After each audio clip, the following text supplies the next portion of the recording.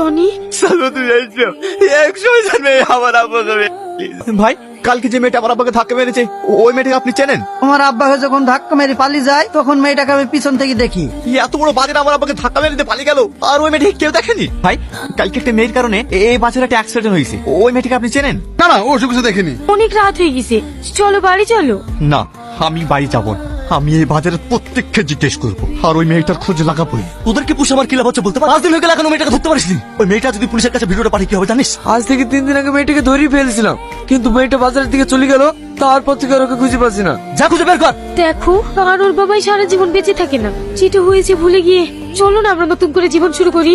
না, আমি আমার আব্বার কিছু না নেওয়া পর্যন্ত আমি বিয়ের সাথে কিচ্ছু করবো না। এটা তো হতে পারে মেয়েটা নির্দোষ, হয়তো ভুলবশত তোমার আব্বার সাথে ধাক্কা লেগে অ্যাক্সিডেন্ট হয়ে গেছে।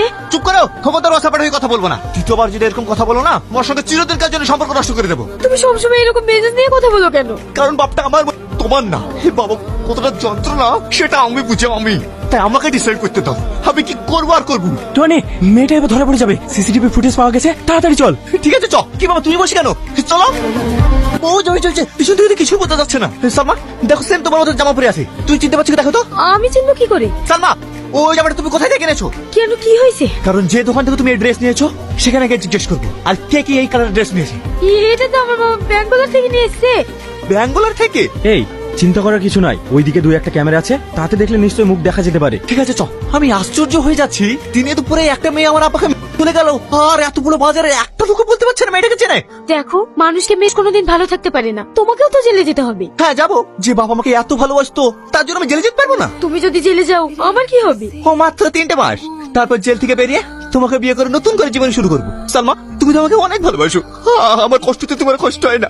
দেখো মা, এতদিন আমি তোমার কথা ভেবে টনিকে কিছু বলিনি, আমি ভেবেছি ও আস্তে আস্তে ভুলে যাবে, কিন্তু না, এখন দেখছি ও দিনের দিন বাড়তে উঠছে, তাই আমি ভেবেছি ওকে আমি আজ সব সত্যি কথা খুলে বলবো।